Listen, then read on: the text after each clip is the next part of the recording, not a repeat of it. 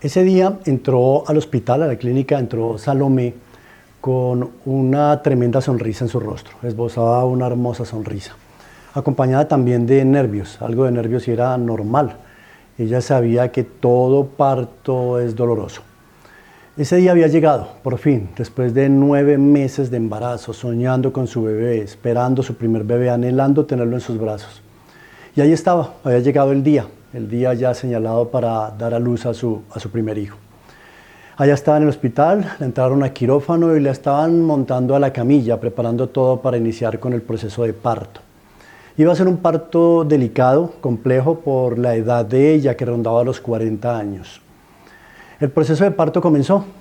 Todo el grupo interdisciplinario médico estaba alrededor de ella, allá alrededor en la camilla, haciendo su trabajo cada uno en esa labor de parto. Pasaban las horas y no se escuchaba llanto de bebé alguno.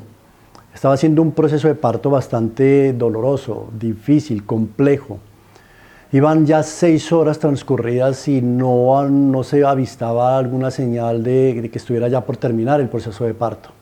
Terminaron, pasaron 8 horas, terminaron las 6 horas, siguió el tiempo, llegaron 8 horas y nada. En un momento el médico en jefe toma la decisión con el grupo interdisciplinario de que a ella había que proceder con una cesárea, tenían que hacerle una cesárea. Era de caso extremo y urgente, ya no podían continuar en ese proceso de parto normal. Pero bueno, hasta ahí parecía que todo va dentro de lo normal, lo que es un parto y sí tiene que tomar una decisión de una cesárea. Aquí la complejidad estaba en que por las condiciones en que estaba ella, Salomé, su bebé en el vientre, las condiciones que mostraban todos los lectores, los aparatos médicos en sala de parto, por esas condiciones que reflejaba y la experiencia de ellos, no se le podía aplicar anestesia a Salomé. Aplicar una cesárea, hacer una cesárea sin anestesia, iba a ser algo demasiado difícil y doloroso, un proceso muy, muy difícil y doloroso para ella, para Salomé. Pero era eso o la vida de ella o del bebé o incluso la vida de ambos que ya estaba corriendo peligro. Se pusieron la tarea, a la labor y empezaron con el proceso de parto de cesárea, a hacer esa cesárea sin anestesia. Fue algo muy difícil y muy doloroso para ella, demasiado doloroso para Salomé. Después de terminar, todo terminó con éxito y nació el bebé, tuvieron el bebé en brazos, se escuchó el llanto de aquella pequeña criatura y fueron y la pusieron en los brazos de Salomé, su madre. Luego de que ella tuvo a su bebé, a su pequeña criatura en sus brazos y en sus manos, volvió a esbozar esa tremenda sonrisa con la que había ingresado al hospital. Largas horas las que había pasado, tremendo dolor, pero una vez tenía en sus brazos a su bebé, el llanto se fue, las lágrimas desaparecieron, la queja se fue. Su rostro otra vez esbozaba una sonrisa que alumbraba aquella sala de parto. El médico en jefe se acerca y la mira y le dice, proceso difícil, proceso largo, doloroso. Pero dígame, Salomé, ¿valió la pena? Casi que él no termina la pregunta cuando Salomé le responde, sí, claro que valió la pena totalmente. Luego, una vez de que tenía a su bebé cargado en sus brazos, olvidó todo el proceso doloroso que había ocurrido. Ya su rostro, su mente, su alegría estaba enfocada en ese sueño que ahora podía abrazar, cargar y que era una realidad. Proceso largo, sí, pero luego el resultado final, el sueño cumplido, hizo olvidar ese proceso. Los procesos en Dios uno encuentra que ocurren cosas similares, ¿saben? Cosas similares a esta. Uno mira los procesos de Dios a través de personajes en la Biblia, personajes bíblicos. Uno mira que entre el llamado y el propósito o entre el sueño y el destino siempre hay un camino, que es un camino que llamamos un proceso. Esos procesos a veces son largos, a veces cortos, para todos no es igual. Pero uno mira casos y ejemplos bíblicos, miremos dos casos específicos. Uno, Moisés. Moisés supo en su corazón que estaba llamado a ser el libertador del pueblo de Israel, del pueblo de Dios. En aquel momento, cuando actuó en sus fuerzas, vio que un egipcio maltrataba y golpeaba a un israelita, quiso intervenir a ayudar a su pueblo, a salvar a su pueblo y asesinó a ese egipcio. Después que le tocó a Moisés pasar 40 años en el desierto, viviendo su propio proceso. Apacentando ganado, apacentando ovejas, la sequía del desierto. En un momento estaba en palacio, era príncipe, gozaba de todos los beneficios, las comodidades, los lujos del palacio, siendo de la familia real, de la familia del faraón. Y al otro día ya se encontraba en el desierto, en la aridez del desierto. Fue un proceso para Moisés, para luego de ese proceso en su vida, llegar a ser ese Moisés, el gran libertador, aquel gran hombre que Dios usó para sacar a su pueblo de la esclavitud de Egipto. El Moisés del que todos hablamos y todos recordamos y aprendemos de él y sacamos enseñanzas. Otro ejemplo, José. José tuvo un sueño muy jovencito. Las estrellas se inclinaban ante él, las espigas se inclinaban ante él. Tuvo un sueño, un llamado, un propósito, un destino marcado por Dios en su corazón. Pero luego, días después, se encontraba en una cisterna. Luego vendido por sus propios hermanos, para luego pasar a ser un sirviente en la casa de Potifar. Tiempo después, se encontraba en una cárcel, preso en una cárcel de manera injusta, siendo el inocente.